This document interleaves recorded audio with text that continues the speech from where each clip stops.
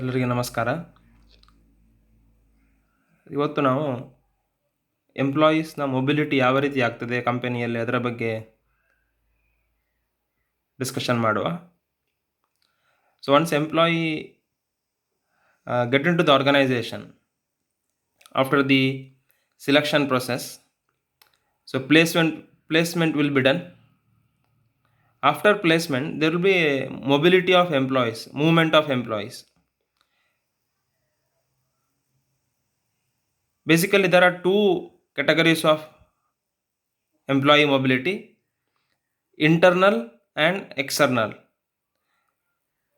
So the main element in the mobility of employees will be focusing on promotion, transfer and separation. So very briefly we will discuss what do you mean by promotion, its benefits and policies, similarly transfer, and last is separation. So these are the content of the today's discussion: promotion, transfer and separation. So separation will be the external movement of employees, where there will be no connection of employees with the organization. But in the case of internal mobility, there will be a connection between employees and the employer or the company. Now promotion means what? Bharti anta helteve now. So once employees will be appointed as a clerk or in the government organization SDA or FDA, so they are moving in their job, they are moving in their positions. So promotion is the upward movement of employees. So there will be improvement in their pay, their position, their responsibilities. So employees will be shifted to a different jobs or where a better location or more pleasing working environment will be there. But sometimes it may not be called as promotion. Promotion means in their movement of the employees to the upward positions. So why promotion is required? What are the purpose? To motivate the employees for the higher productivity. So when there will be a promotion, employees will come to know that, so they put their maximum effort. Second point is to attract and retain the services of the qualified and competent employees in the company. Means employees, when they are not getting the development opportunities, so they may leave the organization. So that's why you have to retain the qualified and competent employee in your company. Next, third point is to recognize the and reward the efficiency of an employee. So it's like one kind of again motivation. So mere word of appreciation sometimes will not work. So you have to recognize and reward the efficiency of employee. Next, to increase the effectiveness of the employee and as well as the organization. So when employees will be promoted, definitely they contribute to the organization for the development. Next, to fill up the higher vacancies within the organization. So when I think the top positions will be vacant, so you can fill that through the promotion. Next point is very important. Here you can build loyalty, morale and sense of belongingness in the employees. So employees will feel that, so they are part and parcel of the company and they will not leave the organization. ಅಂದರೆ ಕಂಪನಿಯನ್ನವರು ಬಿಟ್ಟು ಹೋಗಲಿಕ್ಕೆ ಮನಸ್ಸು ಮಾಡೋದಿಲ್ಲ. So they will be very loyal to the organization. And to impress upon others that opportunities are available to them in the organization, means actually it is one kind of a recruitment element also. So which are the principles you have to follow in the promotion? So there should be a clear policy on the promotion. Actually promotion it will happen in the two bases. Next point is there actually: merit as well as seniority. So there will be clear cut principles for the promotion. So basis of promotion may also be competency of the individuals. Means you cannot go only with the number of service or seniority. So there should be a competency or there should be merit. And vacancy or non-vacancy promotion should be considered. No frequent promotion. And promotion should be preceded by the job analysis and the performance evaluation. So whenever you will take the promotion decision, it should be based on the performance appraisal. And once it's better to discuss the promotion policy with the labor union. Now, second movement of employee is transfer. ವರ್ಗಾವಣೆ ಅಂತ ಹೇಳ್ತೇವೆ. Promotion is vertical movement, transfer is a horizontal movement, where employees will be moving from one job to another job without any change in the remuneration, or there is no hike in the pay. So what are the reason for the transfer? So maybe sometimes for the adjustment, shortage of employees in one department and surplus in other department, you have to make the adjustment. To sort out the boss employee issues when there is some industrial relation problem, so the transfer can be used. Correction of the faulty initial placement of an employee. ಅಂದರೆ ಅವರನ್ನು wrong ಪ್ಲೇಸ್ಮೆಂಟಲ್ಲಿ ಆದಾಗ, ಅವರ wrong ಪ್ಲೇಸ್ಗೆ ನೀವು ಅವರನ್ನು posting ಮಾಡಿದಾಗ, so transfer can be made. Next, monotony can be avoided by transfer. It also help in raising the productivity. ಅಂದರೆ ಒಂದೇ ಪ್ಲೇಸಲ್ಲಿ ಒಂದೇ ಜಾಬಲ್ಲಿ ಎಂಪ್ಲಾಯೀಸ್ ವರ್ಕ್ ಮಾಡಿದಾಗ ಅವರಿಗೆ ಮೊನೋಟೋಮ್ ಆಗ್ತದೆ. So if they want to work in other department or other process, so transfer can be used. And for health reason, sometimes their personal take care can be taken, as well as family related issues. ಈಗ ನಾವು ಸರ್ಕಾರಿ ನೌಕರರಿಗೆ ವರ್ಗಾವಣೆ ಅಂತ ಬಂದಾಗ ಅಲ್ಲಿಗೆಲ್ಲ ವಿನಾಯಿತಿ ಕೊಡ್ತೇವೆ. ತೀವ್ರತರದ ಏನಾದರೂ ಆರೋಗ್ಯ ಸಂಬಂಧ ಇದ್ದರೆ ಅಥವಾ ಈ ಕಪ್ಪಲ್ ಕೇಸಸ್ಸಲ್ಲಿ ಅವರಿಗೆ ಸ್ವಲ್ಪ ಅಲ್ಲಿ ವಿನಾಯಿತಿ ಇರ್ತದೆ. ಸೊ ಯಾವುದೆಲ್ಲ ಮಾನದಂಡಗಳು ಟ್ರಾನ್ಸ್ಫರ್ನಲ್ಲಿ ಬರಬೇಕು? So the frequency of transfer and the minimum period between the transfer need to be decided upon and made known to all employees. So ನಮಗೆಲ್ಲರೂ ಗೊತ್ತಿರುವ ಹಾಗೆ ವರ್ಗಾವಣೆಗೆ ಸಂಬಂಧಪಟ್ಟ ಹಾಗೆ ಸರ್ಕಾರಿ ನೌಕರರಿಗೆ ಕಾಯ್ದೆ ಉಂಟು, ರೂಲ್ಸ್ ಉಂಟು. ಸೊ ಅದರ ಪ್ರಕಾರವೇ ವರ್ಗಾವಣೆ ಆಗ್ತದೆ. And the authority which would handle the transfer is to be decided. ಅಂದರೆ ಯಾರು ಈ ಟ್ರಾನ್ಸ್ಫರ್ನ ಜವಾಬ್ದಾರಿಯನ್ನು ತಗೊಳ್ತಾರೆ. And the criteria for entertaining transfer need to be laid down and very strictly adhered to that. ಅಂದರೆ ಯಾವುದೆಲ್ಲ ಕ್ರೈಟೀರಿಯಾ ನಾವು ಈ ಟ್ರಾನ್ಸ್ಫರ್ಗೆ ತಗೊಳ್ಬೇಕು ಅಂತ ತುಂಬ ಸೂಕ್ಷ್ಮವಾಗಿ ಅದನ್ನು ಅವಲೋಕಿಸಬೇಕು. And the area of organisation over which transfer can be made need to be defined. ಅಂದರೆ ಯಾವ ರೀತಿ ನಾವು ಟ್ರಾನ್ಸ್ಫರ್ ಮಾಡಬೇಕು ಅಂಥೇಳಿ.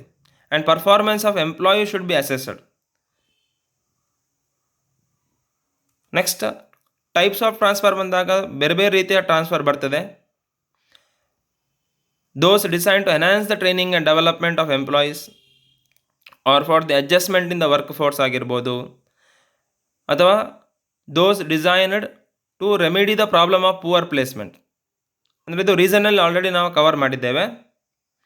ಟೈಪ್ಸ್ ಆಗಿ ಬಂದಾಗ ನಾವು ಪ್ರೊಡಕ್ಷನ್ ಟ್ರಾನ್ಸ್ಫರ್ ಅಂತ ಹೇಳ್ತೇವೆ. ಅಂದರೆ ಒಂದು ಡಿಪಾರ್ಟ್ಮೆಂಟಿಂದ ಇನ್ನೊಂದು ಡಿಪಾರ್ಟ್ಮೆಂಟಿಗೆ ಎಂಪ್ಲಾಯೀಸನ್ನು ನಾವು ಟ್ರಾನ್ಸ್ಫರ್ ಮಾಡುವಂಥದ್ದು.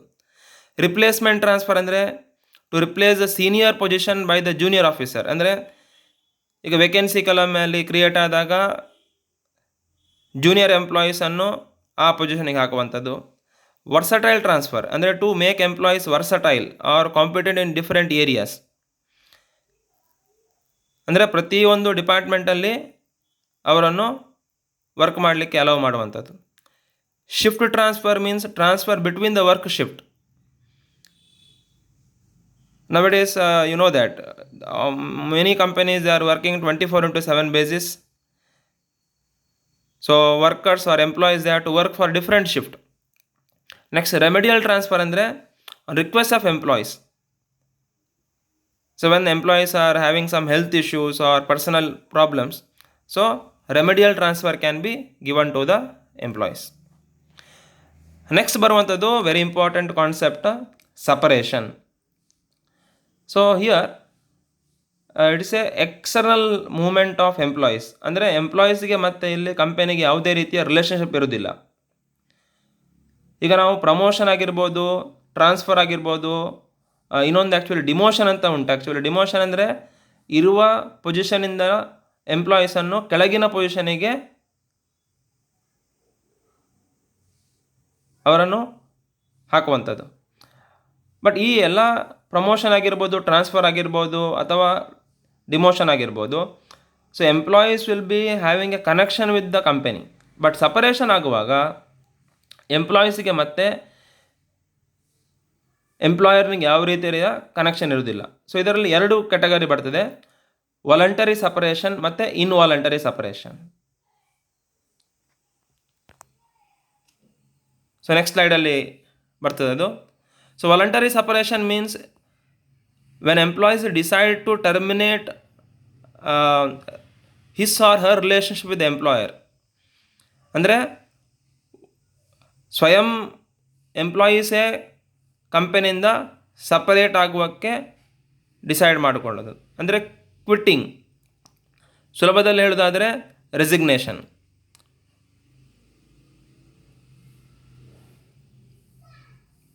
Out of dissatisfaction of the current job. ಅಂದರೆ ಈಗ ಇರುವ ಕೆಲಸದಲ್ಲಿ ಅವರಿಗೆ ತೃಪ್ತಿ ಇಲ್ಲ, ಅಂದರೆ ಸಂಬಳ ಸರಿ ಕೊಡೋದಿಲ್ಲ, ಅಥವಾ ವರ್ಕಿಂಗ್ ಎನ್ವೈರ್ಮೆಂಟ್ ಒಳ್ಳೆ ಇರುವುದಿಲ್ಲ, ಅಥವಾ ಅವರಿಗೆ ಬೇರೆ ಕಂಪನಿಯಲ್ಲಿ ಒಳ್ಳೆ ಜಾಬ್ ಸಿಕ್ಕಿದರೆ ಸೊ ಈ ಜಾಬನ್ನು ಅವರು ಬಿಡ್ತಾರೆ. ಅದೇ ರೀತಿ ರಿಟೈರ್ಮೆಂಟ್, ನಿವೃತ್ತಿ ಅಂತ ಹೇಳ್ತೇವೆ. ಅಂದರೆ occur when the employees reach the end of his career. So already ಅಂದರೆ ಎಲ್ಲರಿಗೂ ಗೊತ್ತಿರುವ ಹಾಗೆ ನಿವೃತ್ತಿಯ ವಯಸ್ಸು ಸರ್ಕಾರ ನಿಗದಿ ಮಾಡ್ತದೆ, 60 ವರ್ಷ, 62 ವರ್ಷ, 65 ವರ್ಷ. So employees will be moving out from the company, so retirement. Next involuntary ಅಂದರೆ ಇಲ್ಲಿ ಎಂಪ್ಲಾಯೀಸಿಗೆ ಇಚ್ಛೆ ಇರುವುದಿಲ್ಲ, ಬಟ್ ಇಲ್ಲಿ ಕೆಲವೊಮ್ಮೆ ಎಂಪ್ಲಾಯರ್ ಇಲ್ಲಿ ಎಂಪ್ಲಾಯಿಯನ್ನು ಟರ್ಮಿನೇಟ್ ಮಾಡ್ತಾರೆ. ಯಾವುದೆಲ್ಲ ಕಾರಣ ಇರ್ಬೋದು ಅಂದರೆ organisation is passing through a lean phase. ಈಗ ಆಲ್ರೆಡಿ ನಾವು ಈ ಕೋವಿಡ್-19 ಎಂಬ ಒಂದು ಡಿಸೀಸ್ ಅಂತ ಫೈಟ್ ಮಾಡ್ತಿದ್ದೇವೆ. ಲಾಕ್ಡೌನ್ ದೇಶದಾದ್ಯಂತ ಗವರ್ಮೆಂಟ್ ಅವರು ಅನೌನ್ಸ್ ಮಾಡಿದ್ದಾರೆ. ಸೊ ತುಂಬ ಕಂಪನಿಯಲ್ಲಿ ಈ ಕಾಂಟ್ರಾಕ್ಟೆಡ್ ವರ್ಕರ್ಸನ್ನು ಈ ಕೆಲಸದಿಂದ ತೆಗೆದಿದ್ದಾರೆ. So this is one reason. And faulty hiring leading to mismatch. ಅಂದರೆ ಕೆಲವೊಮ್ಮೆ ನಾವು ಬೇಕಾಬಿಟ್ಟು ನಾವು ರಿಕ್ರೂಟ್ಮೆಂಟ್ ಮಾಡಿದರೆ, ಸೆಲೆಕ್ಷನ್ ಮಾಡಿದರೆ, ಹೈರಿಂಗ್ ಮಾಡಿದರೆ ಅಲ್ಲಿ ನಮಗೆ ಎಷ್ಟು ಬೇಕು ಅದಕ್ಕಿಂತ ಅಗತ್ಯಕ್ಕಿಂತ ಜಾಸ್ತಿ ನಮ್ಮ ಹತ್ರ ಇದ್ದರೆ ನಾವು ಎಂಪ್ಲಾಯೀಸನ್ನು ಟರ್ಮಿನೇಟ್ ಮಾಡಲೇಬೇಕಾಗ್ತದೆ. And last one is employee exhibits deviant behaviour, violating some rules regulations or showing some indiscipline. So ಇದರಲ್ಲಿ ಬರುವಂಥದ್ದು ಮುಖ್ಯವಾಗಿ ಡಿಸ್ಚಾರ್ಜ್ ಅಂಥೇಳಿ. ಅಂದರೆ ಯಾವಾಗ ಎಂಪ್ಲಾಯಿ ನಾನ್ ಪರ್ಫಾರ್ಮರ್ ಆಗ್ತಾರೆ, ಅಂದರೆ ಇದನ್ನು ನಾವು ಟರ್ಮಿನೇಷನ್ ಅಂತ ಹೇಳ್ತೇವೆ, also called as termination, and is done when employer find that the employees to be non performing. So ನಿಮಗೆ ಕೊಟ್ಟ ಟಾರ್ಗೆಟ್ ಆಗಿರ್ಬೋದು ಅಥವಾ ನಿಮಗೆ ಹೇಳಿದ ಒಂದು ಕೆಲಸ ಆಗಿರ್ಬೋದು, ನೀವು ಮಾಡದಿದ್ದರೆ ಸೊ ನಿಮ್ಮನ್ನು ಕೆಲಸದಿಂದ ತೆಗೆದಾಕ್ತಾರೆ without giving any warning or initial one kind of a ಒಂದು ರೀತಿಯ ಒಂದು ವಾರ್ನಿಂಗ್ ಕೊಡೋದೇ ಕೆಲವು ಕಂಪನಿಯಲ್ಲಿ ಎಂಪ್ಲಾಯೀಸನ್ನು ತೆಗೆದಾಕ್ತಾರೆ. So it may be called as a pink slip. Next ಬರುವಂಥದ್ದು ಲೇ ಆಫ್ ಅಂತೇಳಿ. ನಮ್ಮ ಇಂಡಸ್ಟ್ರಿಯಲ್ ಡಿಸ್ಪ್ಯೂಟ್ ಆ್ಯಕ್ಟಲ್ಲಿ ಲೇ ಆಫಿಗೆ ಒಂದು ಡೆಫಿನೇಷನ್ ಕೊಟ್ಟಿದ್ದಾರೆ ಆ್ಯಸ್ ಪರ್ ಸೆಕ್ಷನ್ 2(k) ಅಲ್ಲಿ. ಸೊ ಇದು ಒಂದು ರೀತಿಯ ಟೆಂಪರರಿ ಸಪರೇಷನ್.